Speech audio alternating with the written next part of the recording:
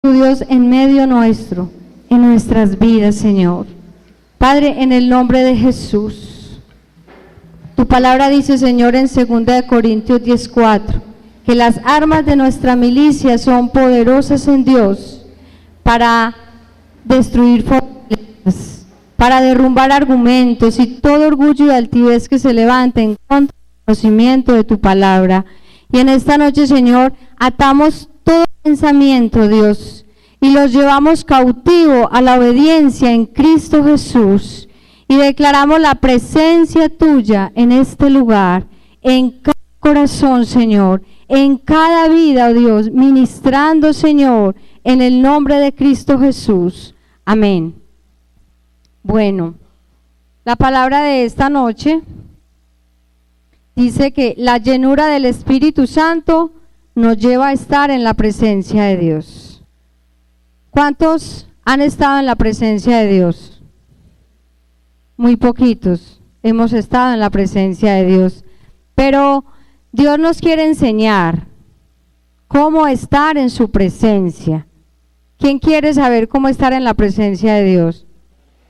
Bueno, entonces necesitamos estar llenos de Dios, de su Espíritu Santo, para poder tener esa comunión íntima con Él. Yo quiero que vayamos a 2 Crónicas 7:14, y dice: si se humillare mi pueblo sobre el cual mi nombre es invocado, y si oraren y buscaren mi rostro, y se convirtieren de sus malos caminos, entonces yo iré desde los cielos, perdonaré sus pecados y sanaré su tierra. Amén. Dice, si se humillare mi pueblo. ¿Por qué no podemos estar en su presencia? Porque nos falta rendir nuestro corazón a Él, rendir nuestra vida a Él. Y esa falta de rendición en nuestras vidas hace que no podamos estar en su presencia. Amén. Entonces, también dice en 2 Crónicas 7:3-4, que es el versículo del mes, dice: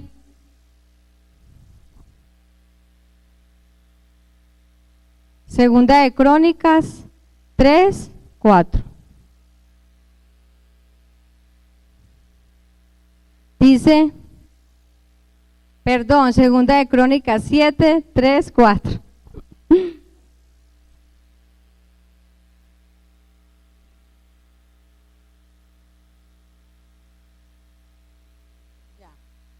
Dice, cuando vieron todos los hijos de Israel descender el fuego y la gloria de Jehová sobre la casa, se postraron sobre sus rostros en el pavimento y adoraron, y alabaron a Jehová diciendo, porque Él es bueno y su misericordia es para siempre.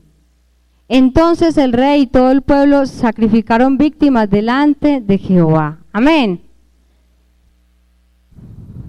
Dios quiere unos corazones totalmente rendidos ante Él, para Él poder llenarnos de su presencia. Y dice que para vivir en el Espíritu, necesitamos conocerlo. Necesitamos conocer al Espíritu Santo para poder vivir en Él. ¿Cierto que sí? Entonces, a veces nos hacemos esta pregunta: ¿y si yo no le conozco, cómo me lleno? ¿Cómo me lleno del Espíritu Santo si no le conozco? ¿Cómo hago? Y sabemos que si nos llenamos de su presencia, si nos llenamos de su Espíritu, vamos a estar en su presencia. Entonces, hay 3 cosas que nos van a llevar a llenarnos de su presencia, de su Espíritu Santo. Vamos a mirar en el primer punto. Dice, debo rendir mi voluntad. Debo rendir mi voluntad. Miremos Mateo 6:10, dice la palabra del Señor en Mateo 6:10. Dice, venga tu reino y hágase tu voluntad, como en el cielo, así también en la tierra. la voluntad. ¿Desde cuánto hace que usted conoce el Padre Nuestro? Desde que usted tiene uso de razón, desde que tenemos uso de razón, que nuestros padres nos lo enseñaron. Así hubiese sido en una tradición, en una religión, pero nos enseñaron el Padre Nuestro. Pero mire, hasta el día de hoy, yo no sé cuántos años tiene usted, pero yo sí sé cuántos tengo yo. Y apenas ahora estamos entendiendo el Padre Nuestro. ¿O quién lo había entendido antes? Solamente lo repetíamos, pero no lo practicábamos.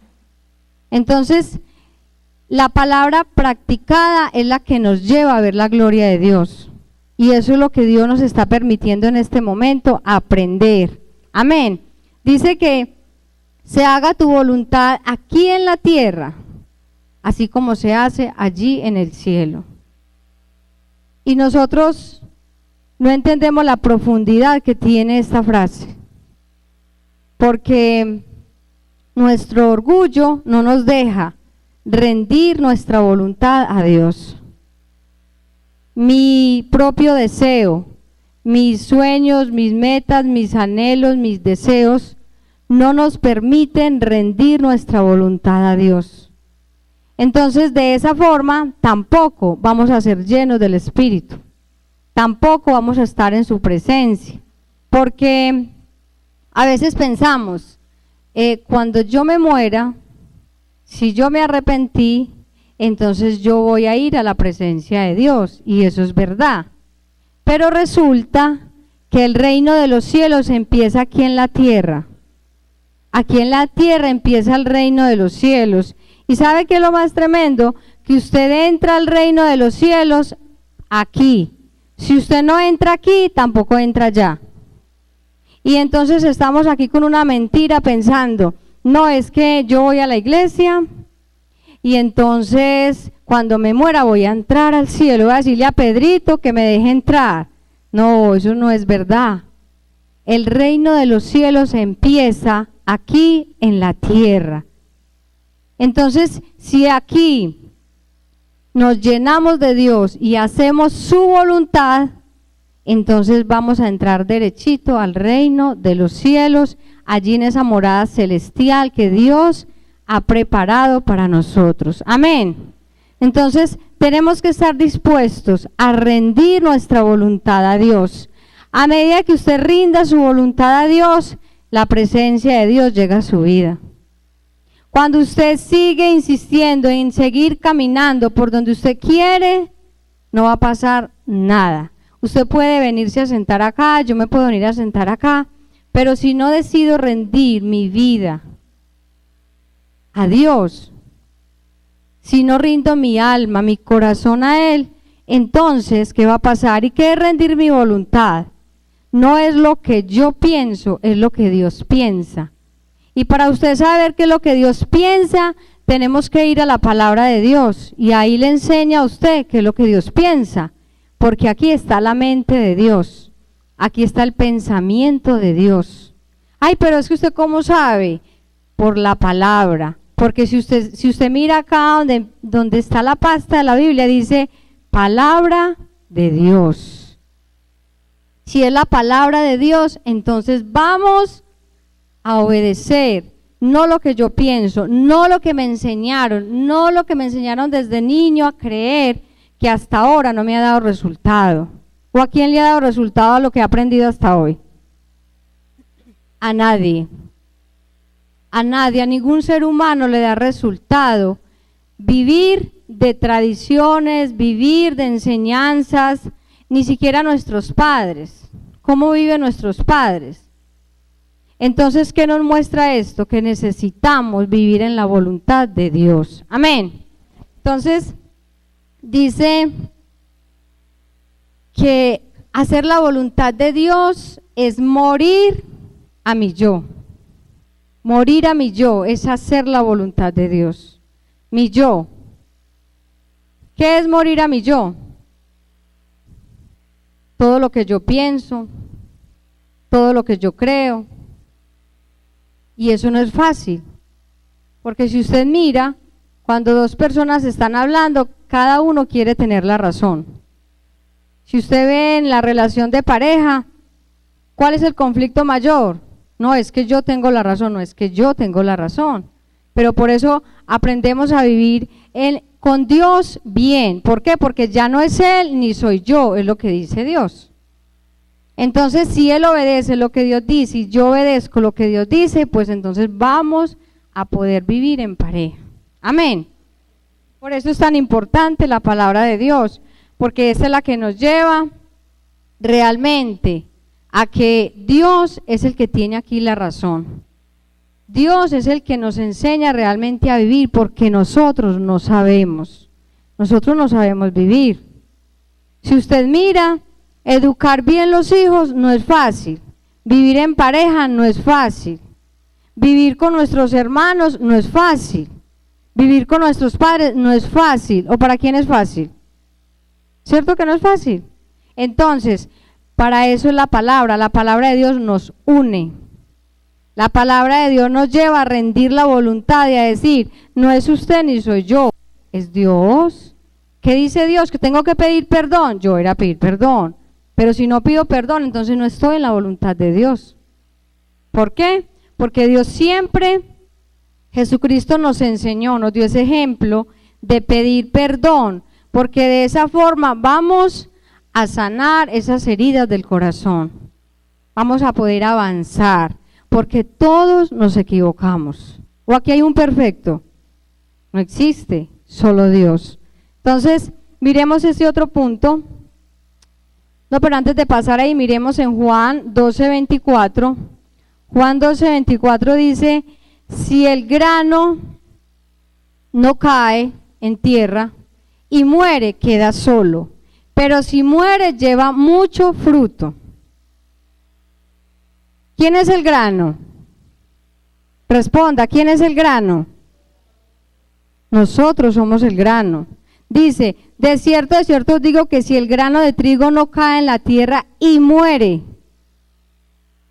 queda solo, pero si muere, lleva mucho fruto. O sea que usted, que es ese grano, si no rinde su voluntad a Dios, si no muere lo que usted piensa y cree que está mal, entonces usted se va a quedar solito. Así tan sencillo como hay hombres que nunca han podido convivir con una mujer y en este momento están viejos, solos y llevados, porque siempre vivió queriendo hacer su propia voluntad, lo que yo creo, lo que yo pienso y lo que yo... Pero cuando esa persona decide amar, respetar, perdonar, entonces cada día va a estar acompañado, la familia lo quiere, las personas van a querer estar, ¿sí me entiende? Eso en la parte familiar, pero en la parte de iglesia, si nosotros cuando llegamos a Cristo no decidimos morir a nuestras malas actitudes, a nuestras malas palabras, a nuestros gestos, al desprecio que hacemos a otro, si no morimos a esto, usted no ve que esas personas van quedando como solitas, nadie las quiere ya a un ladito porque esa persona, no me gusta estar con esa persona, queda solo. ¿Por qué? Porque la gente le gusta estar con aquel que lo comprende, que lo ama, que lo respeta, que lo hace sentir bien. Entonces es muy sencillo.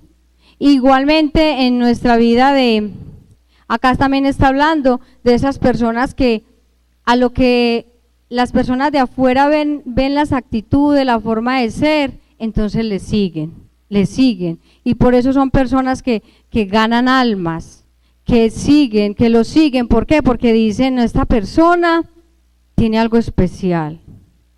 Entonces se llena de discípulos, lo buscan, piden un consejo. ¿Por qué? Porque esa persona está muriendo a su yo, porque está haciendo la voluntad de Dios. Y ese es el propósito por el cual Dios nos trajo a esta tierra. A veces pensamos, ¿cuál será mi propósito? ¿Qué será lo que Dios quiere que yo haga? Es eso, no es tan difícil. El propósito es que usted viva, que su carácter, que su imagen sea como la de Jesucristo. ¿Para qué? Para que usted tenga un hogar que agrada a Dios. Porque si usted es una persona que tiene el carácter de Jesucristo, usted va a tener un buen hogar. La gente le va a seguir. ¿Por qué? Por su ejemplo. Entonces Dios nos llamó a esto, a hacer su voluntad. Mire, Dios es un Dios soberano. ¿Cuánto lo creen? Y el hombre es el que decide si hace la voluntad de Dios o no la hace. Pero hacer su voluntad es morir a esas malas emociones, a esos malos sentimientos. ¿Para qué? Para no dañar a los que nos rodean. Dice Romanos 12:2, no os conforméis a este siglo, sino que sea renovado vuestro entendimiento para que comprobéis cuál sea la voluntad de Dios, agradable y perfecta. ¿Dónde empieza? En la mente. Que nuestra mente sea transformada, sea renovada. ¿Qué significa eso? Que yo saque lo viejo, malo, y que yo empiece a coger esta palabra y a llenarme de la sabiduría de Dios. O sea, no me conforme a lo que esté viviendo, a lo que he visto, no me conforme de dónde vengo, quiénes fueron mis antepasados, no me puedo conformar a eso. Yo tengo que renovar mi entendimiento, ¿para qué? Para que comprobemos cuál es la buena voluntad de Dios, agradable y perfecta. Es de la única forma que lo vamos a ver. Entonces, miremos el segundo punto y habla sanar mis heridas. Sanar mis heridas. Primero, rindo mi voluntad. Rindo mi voluntad y segundo es sanar mis heridas. ¿Cuáles heridas? Esas cosas que en el proceso de mi vida han dañado mi corazón. Entonces está el hijo que fue muy maltratado por sus padres y cuando crece odia a todo el mundo. ¿Por qué? Porque tiene un enojo en su corazón tan grande que eso le impide amar. Y así por el estilo, así sea una palabra que usted haya recibido desde niño. Entonces eso en este tiempo usted todavía le impide amar, le impide perdonar. Entonces tenemos que venir ¿a qué? A Jesucristo. ¿Para qué? Para que Él sane nuestras heridas. Cuando nosotros entendemos lo que Jesucristo hizo en la cruz, ¿qué hizo Jesucristo en la cruz? Jesucristo, cuando fue a la cruz, en cada dolor, cada cosa que a Él hicieron en su cuerpo, fue para beneficio de nosotros. Por ejemplo, los clavos de sus manos, de sus pies, la corona de espinas, las heridas que le hicieron en su espalda. Dice que sus heridas son ¿para qué? Para que nosotros fuésemos sanos, ¿cierto? Y eso lo dice en Isaías 53:5. Colóquemelo por favor, Isaías 53:5.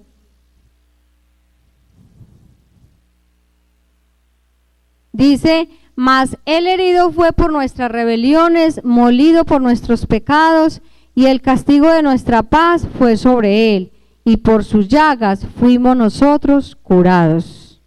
O sea, todo el dolor que Jesucristo llevó en su cuerpo es para que fuésemos sanos en nuestro corazón. Y si usted no cree que Jesucristo murió para que usted fuese sano, nunca va a ser sano. Pero si usted recibe ese sacrificio y dice, sí Señor, siendo el justo, permitió que le hicieran tanto daño para beneficio nuestro. Entonces, cuando usted recibe ese sacrificio, automáticamente Dios empieza a sanar su corazón. Pero ¿sabe por qué no hemos sido sanos? Porque no hemos creído. Porque todavía dudamos, ¿sí será? ¿Y por qué? No. Tenemos que, como dice en Romanos 10:9, dice la palabra, que si nosotros confesamos con nuestra boca que Jesucristo es el Señor y nosotros creemos que Dios le levantó de los muertos, seremos salvos. Eso es lo que nos tiene en este lugar, que creemos en Jesucristo, que creemos en su sacrificio, que todos esos dolores que Él vivió fue para que nosotros hoy fuéramos beneficiados. Amén. Entonces, de esa forma, sus heridas y mis heridas son sanas. Amén. Dice, el tercer punto dice, perdonar y pedir perdón. Perdonar y pedir perdón. ¿Por qué nos cuesta tanto pedir perdón? Nos cuesta tanto pedir perdón porque todavía no hemos rendido nuestra voluntad a Dios. Todavía no hemos ido para que Él sane nuestro corazón, para tener la capacidad de pedir perdón, de perdonar y de pedir perdón. Miremos qué dice Mateo 6, 14 al 15.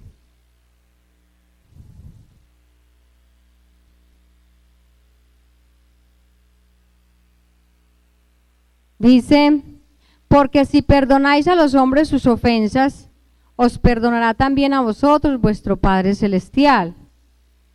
Mas si no perdonáis a los hombres sus ofensas, tampoco vuestro Padre os perdonará vuestras ofensas. O sea que podemos estar aquí sentados, pero Dios no nos ha perdonado. Y estamos creyendo que a mí ya Dios me perdonó. Pero decimos, ¿y yo cómo hago para perdonar? ¿Y yo cómo hago para no sentir lo que estoy sintiendo? Reciba a Jesucristo en el corazón. Dígale, Señor, yo te rindo mi vida, hasta aquí yo no he podido, hasta aquí yo no he sido capaz, pero necesito entregarte mi vida entera. Todo lo que soy, lo que tengo, yo te lo entrego. ¿Para qué? Para que usted pueda sentir el perdón de Dios en su corazón. Y cuando usted sienta ese perdón, va a tener la capacidad de perdonar a otros. Nos hace falta rendirnos más delante de Él. Y por eso a veces estamos ahí sentados y pensamos, ¿será que sí? ¿Será que si yo me muero, si me voy para el cielo? Recuerde que si usted no empieza a entrar en el reino de Dios aquí en la tierra, en el cielo tampoco hay entrada. Porque dice que hay esperanza para los vivos, pero para los que están muertos y no quisieron recibir el sacrificio de Jesús en la cruz, no hay esperanza.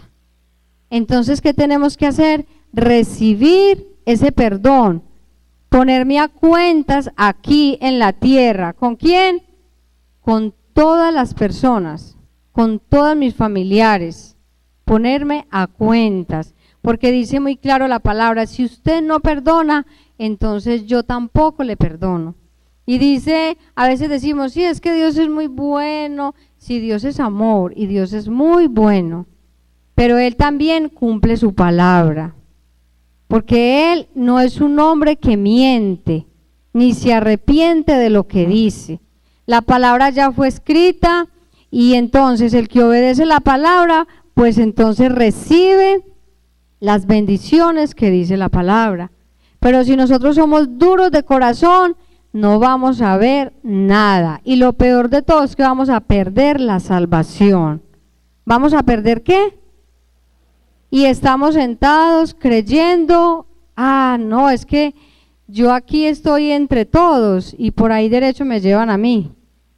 De pronto aquí con la unción del que está a mi lado y obedece, de pronto con ese me voy. No. La salvación es personal. Más que venir a la iglesia a decir, ay Señor, es que yo quiero que mi hogar funcione, es que yo quiero que mis hijos cambien, es que yo quiero un trabajo mejor, una casa, un carro, ay, es que yo quiero, más que todas esas cosas, es la salvación Ese es el verdadero propósito. Porque la palabra de Dios dice que busquemos el reino de Dios y su justicia. ¿Y qué más dice? Entonces, a veces estamos aquí pegados de las añadiduras, pero si nos morimos, nos perdemos. ¿Por qué? Porque estamos engañándonos a nosotros mismos. Entonces, este año es el año del perdón y la reconciliación. Y no solamente el 2015, es por los siglos. Todos los años que usted viva en esta tierra, hay que perdonar. ¿Y cuántas veces hay que perdonar? 70 veces 7, no solamente una. Y una vez dice, me hicieron una y ya estoy rendido. No, son hasta 70 veces 7. Hay que perdonar. ¿Usted quiere ser perdonado? Entonces hay que perdonar. ¿Y sabe cómo somos capaces? Cuando rendimos la voluntad a Dios. Cuando vamos y le decimos, Señor, transforma mi corazón. Cámbiame a mí primero. Y de esa forma vamos a tener la capacidad de ir y pedirle perdón al otro. Amén. Entonces estaremos caminando por ese camino que nos lleva a la vida eterna. Amén. Dice también Mateo 11:29. Mateo 11:29. Llevad mi yugo sobre vosotros y aprended de mí, que soy manso y humilde de corazón, y hallaréis descanso para vuestras almas. ¿Cuántos de ustedes vienen buscando un reposo para el alma? ¿Cierto?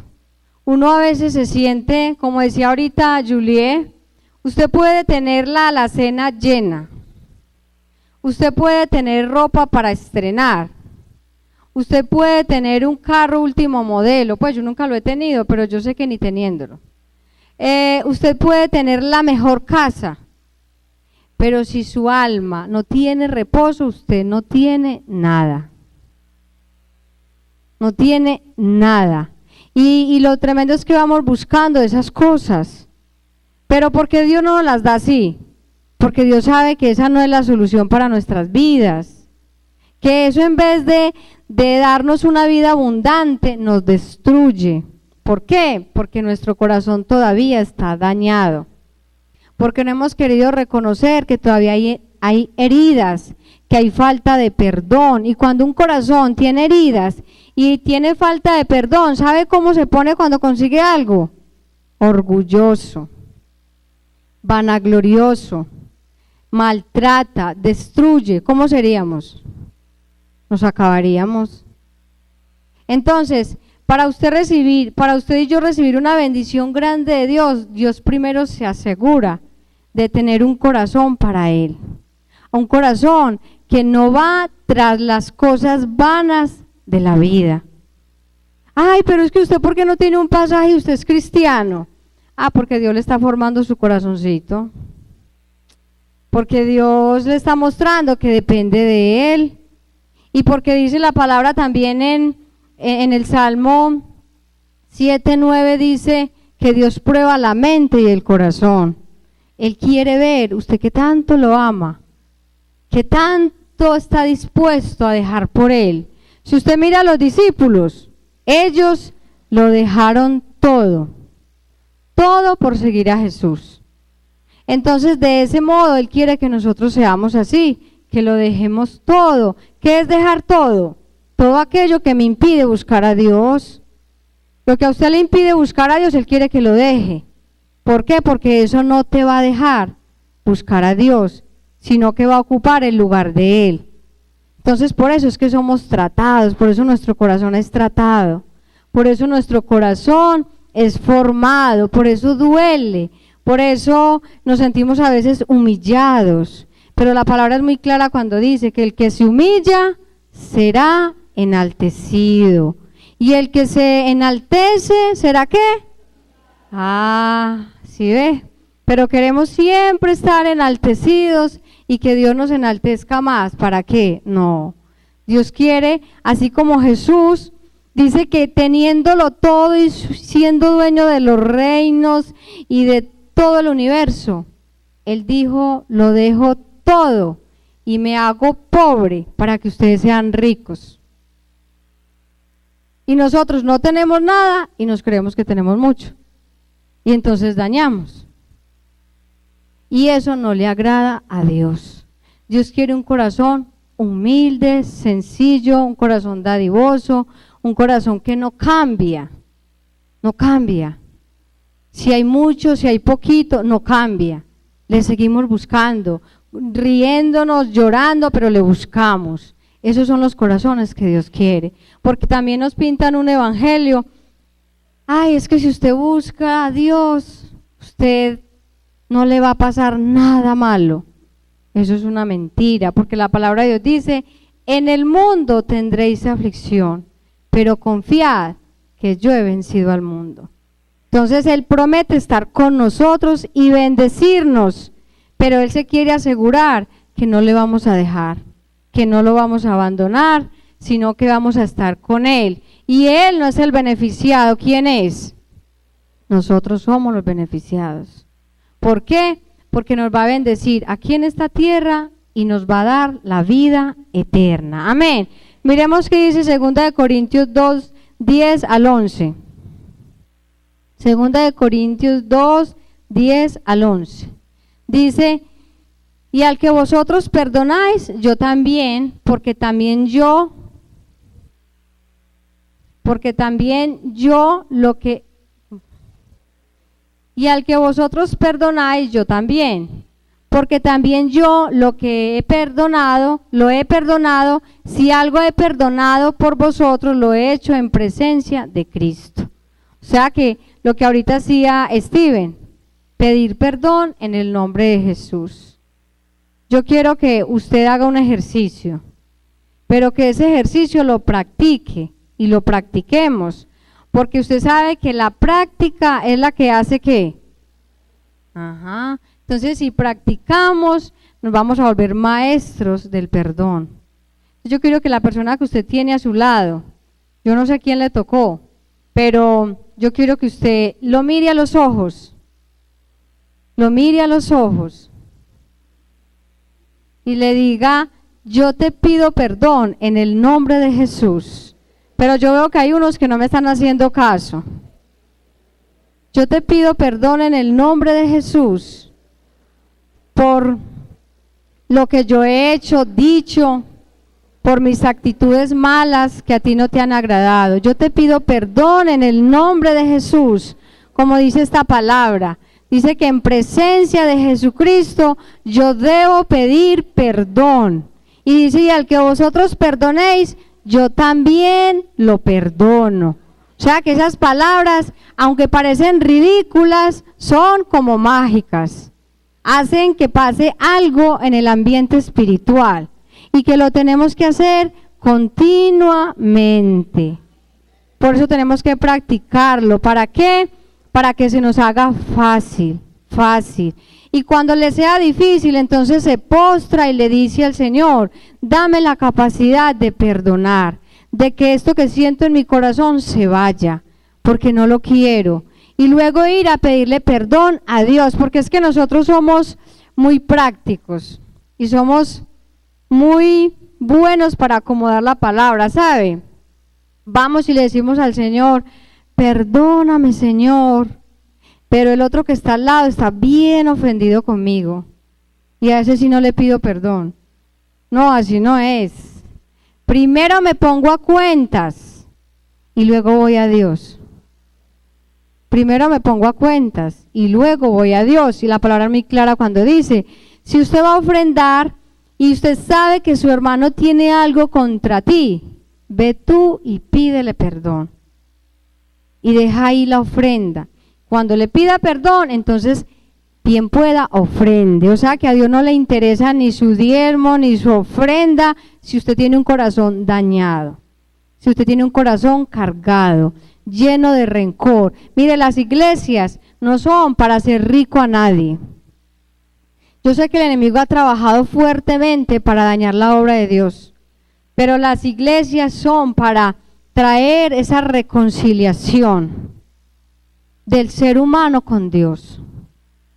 O sea que la plata que usted trae a este lugar, usted va a ser bendecido si usted primero practica la palabra de Dios, si usted tiene un corazón sano, si usted todos los días, porque todos los días tenemos que morir.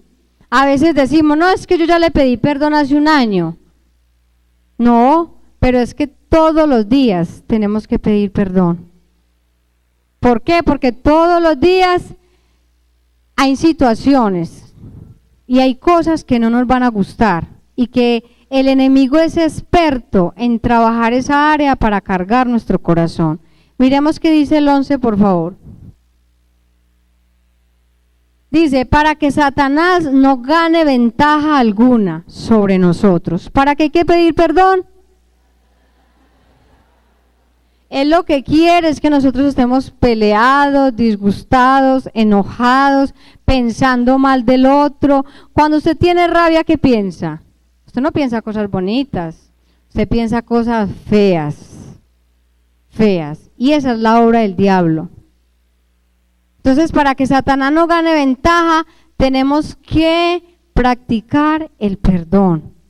Y dice, para que Satanás no gane ventaja alguna sobre nosotros, pues no ignoramos sus maquinaciones. O sea que usted no puede ignorar que si usted se deja llenar su corazón de enojo y de rencor, usted no tiene a Jesucristo en el corazón. Usted no lo tiene, ni yo tampoco lo tengo. No nos podemos engañar. Por eso es que cuando venimos a la iglesia y llevamos un tiempo, cuando usted ve un nuevo que llega a la iglesia y va al retiro, ¿cómo llega ese nuevo? Llega feliz y dice, a donde me toque ir a pedir perdón, yo voy. Y si me toca ir a pedirle perdón al vecino, yo voy. Y si a mi mamá, yo voy, a mi papá, a mis hermanos. Y resulta que solamente fue en el tiempo que usted fue al retiro. Y el otro tiempo, sabiendo de que eso es algo que es una práctica diaria. Y por eso pasan los años en el evangelio y nos volvemos fariseos. Y la Biblia habla de los fariseos y uno dice, ¿quién será el fariseo? Nosotros nos volvemos fariseos. ¿Sabe por qué? Porque con un corazón bien dañado empezamos a hacer actos religiosos, como yo diezmo, ay, pero es que yo sí ofrendo, ay, pero es que yo canto, ay, pero es que yo oro, ay, fariseos. ¿Por qué? Porque tenemos un corazón dañado y entonces miramos al hermano y yo odio a mi hermano, pero le quiero demostrar que yo lo quiero, y eso es una mentira. Entonces, ¿será que ahí está la llenura del Espíritu? Por eso nos secamos. Y por eso los cristianos salen corriendo a la iglesia diciendo, eso es una mentira, eso no sirve. No, es que no es la iglesia la que nos sirve. Es yo que me volví un fariseo, un orgulloso. Entonces me quiero engañar a mí mismo y entonces todo el mundo es malo y yo soy muy bueno. No, esa es la obra del enemigo en nuestras vidas, para querernos sacar del propósito de Dios. Entonces estamos ahí clamando por la llenura del Espíritu, por estar en la presencia de Dios y no lo logramos, porque estamos lejos de Dios. ¿Y sabe por qué? Porque el orgulloso, dice la palabra, que Dios lo mira de lejos, que al humilde Él está ahí pendiente, ¿qué necesita? Y le da lo que necesita, le da su presencia, se puede comunicar con Él, hace milagros, guarda a sus hijos, guarda de su hogar, pero la humildad tiene que permanecer en nuestros corazones. Amén. Y de esa forma, entonces, el Espíritu se va a mover en nuestras vidas. Amén. Dice, de esa forma vamos a hallar un descanso tremendo en nuestras almas. ¿Por qué? Porque en el perdón, en el obedecer a Dios, encontramos esa paz. A veces estamos desesperados, buscando la paz. Ay, la paz. ¿Cómo encuentro la paz? Sabemos que la gente que no conoce a Dios, que está allí, que no ha conocido nada de la palabra de Dios, que no ha conocido a Dios, está desesperada, buscando en el licor, buscando en las mujeres, buscando en las amistades, desesperado, porque quiere la paz, quiere encontrar la alegría, el gozo, y está allí en el mundo perdiéndose. Pero resulta que estamos aquí adentro y tampoco la encontramos. Pero es porque ya no vivimos conforme a la voluntad de Dios, sino como yo pienso, como yo creo, y de esa forma también vamos a perder esa paz. Dice en este versículo de Mateo 11:29, dice que llevad mi yugo sobre vosotros y aprended de mí que soy manso y humilde de corazón. ¿Qué nos pide Dios después de pedir perdón, después de sanar nuestras heridas, hacer la voluntad de Dios? Que seamos mansos. Mansos, la palabra de el dicho que dice, yo soy manso pero no menso. Y entonces nos metemos ahí, nos camuflamos ahí para hacer lo que queremos. Es que yo como no soy menso, entonces yo respondo así. Como yo no soy menso, entonces yo tengo que actuar pues, ni porque yo fuera menso. Entonces dice, pues yo iba a decir la otra, pero no. Entonces dice que el ser manso dice que el manso es una persona paciente, manso, una persona paciente, humilde y que actúa con amabilidad, una amabilidad controlada. Dice que un caballo, cuando no ha sido domado, ese caballo no le sirve al hombre, porque no se deja montar de nadie, porque no se deja montar una carga, no se deja. Entonces, dice que un caballo, antes de ser domado, es fuerte, pero salvaje, y no es útil para el hombre. Después de ser domado, no pierde sus fuerzas. Cuando un caballo es domado, el caballo sigue con la misma fuerza, pero ya está domado, ya es útil para el hombre, ya se controla, ya es un animal que le sirve al hombre. De esa forma somos nosotros. Cuando usted es una persona que ya es dirigido por Dios, usted va a ser muy útil para la humanidad. Vamos a ser de esas personas que vamos a sanar a otros, que vamos a bendecir a otros, que vamos a levantar a otros. Y para eso fue que Dios nos trajo a esta tierra. O sea, que no siga pensando cuál será el propósito, es que yo no sé cuál es el propósito, no, ese es el propósito. Que nuestro carácter sea como el de Jesús. Cuando Jesús lo estaban maltratando, ¿qué hacía él? Nada. Él no hacía nada, solo él sabía que tenía que cumplir una misión, y esa misión era salvar la humanidad, salvarnos a nosotros. Y dice que ser manso no significa ser manso no significa ser débil. Porque eso es como lo que da a pensar, es que como yo soy manso, entonces pobrecito este debilucho, a este se le montan en la cabeza. No, mire, es muy contradictorio todo esto, pero mire que Jesús venció al diablo en la cruz. Yo no sé si usted lo entiende. Jesucristo venció en la cruz, venció la muerte. Si Jesucristo no hubiera muerto en la cruz, usted y yo estaríamos condenados. No habría cielo para nosotros.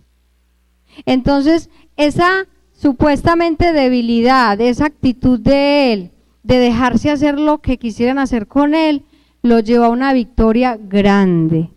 Quizás usted en este momento no lo entienda, pero cierre sus ojos ahí un momento, por favor. Y dígale al Señor ahí, donde usted está, que se revele a su vida.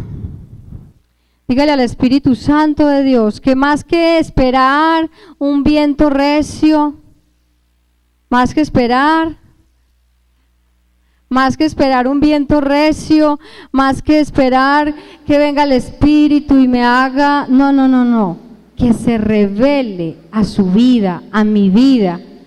Dígale al Espíritu Santo que entre a su corazón y que le revele ese sacrificio que Jesús hizo en la cruz, por usted y por mí. Recuerde usted cómo vivía antes de estar en este lugar. Yo tenía mucha angustia, es más, muchas veces sentí deseo de morirme, de suicidarme, muchas veces, del desespero y de la angustia tan tremenda que uno siente cuando no tiene a Dios. Y para eso fue que Él murió en la cruz, para que ese dolor y esa angustia y esa soledad tan horrible que embargaba el corazón se fuera de nuestra vida y llegara y habitara su presencia en mi vida. Por eso, no espere a usted ser lleno o estar esperando algo que viene, si usted primero no tiene esa intimidad, ese deseo en su corazón de que su presencia sea ministrando su vida, que sea Él revelando esa cruz a su vida, que cuando esa sangre salía por esas heridas era porque nos amaba, nos ama, estaba pensando en nosotros. Cuando esos clavos fueron incrustados en sus manos, fue porque Él estaba diciendo al enemigo: ya no hay más deuda para ellos, yo ya la llevo aquí y ellos son libres. Cuando ese clavo fue incrustado en sus pies, era para llevarse toda opresión, porque su peso, su cuerpo era sostenido en ese clavo. Entonces, toda esa opresión que Él sintió es para que usted fuera libre en su corazón de esa angustia, de ese desespero, de esa falta de paz que faltaba en nuestras vidas. Pídale al Señor ahí que se revele a su vida. Dígales: Espíritu Santo de Dios, yo quiero conocerte, quiero, Señor amado, vivir una vida totalmente para ti, oh Dios, en el nombre de Jesús. Abra sus ojos. Y dice que ser una persona mansa es tener fuerza bajo control. Nosotros tenemos una fuerza, pero Dios quiere que sea controlada por Él. Controlada. ¿Por qué? Porque así vamos a ver cosas tremendas en nuestras vidas. Yo quiero que también vayamos a esta palabra. Dice que Jesús es un ejemplo. En Primera de Pedro 2, 22 al 23. Primera de Pedro 2, 22 al 23. Dice: el cual no hizo pecado, ni se halló engaño en su boca, quien cuando le maldecían no respondía con maldición. ¿Usted cómo responde? Cuando padecía no amenazaba, sino que encomendaba la causa al que juzga justamente. ¿A quién le llevaba sus problemas? ¿Y usted con quién pelea cuando alguien te pone problema? Él dice que cuando le hacían todo esto, él iba y le decía: Padre, mira, le ponía la queja al papá. Así quiere Dios que seamos nosotros, que le pongamos la queja a Dios, no que nos pongamos a pelear entre hermanos, entre familia, no. El otro versículo, por favor. 24. Dice: quien llevó él mismo nuestros pecados en su cuerpo sobre el madero, para que nosotros, estando muertos a los pecados, vivamos a la justicia, y por cuya herida fuiste sanados. Amén. Ese es nuestro Jesús. Ese es el que lo pagó, lo dio todo por nosotros, para que nosotros hoy lo demos todo por Él. ¿Cómo lo vamos a dar todo por Él?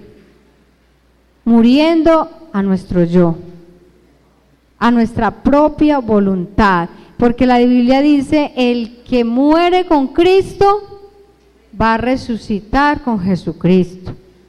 Y a veces decimos, ay sí, Jesús ya murió, sí, pero ya sigo yo, no muriendo en una cruz, pero muriendo a mi yo, a mi voluntad, a lo que yo quiero hacer, a lo que yo pienso que no está y que no está en la voluntad de Dios. De esa forma nosotros vamos a morir y vamos a ser partícipes de esa gloria venidera. Amén. Bueno, dice que también quiero darles un ejemplo de José, el hijo de Jacob.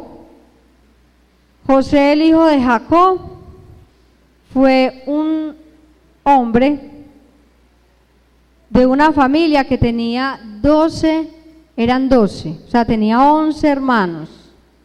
Pero esos hermanos odiaban a José,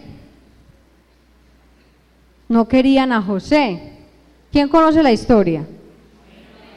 Entonces, para los que no la conocen, esos hermanos vendieron a ese hermano, lo quisieron matar y vivió un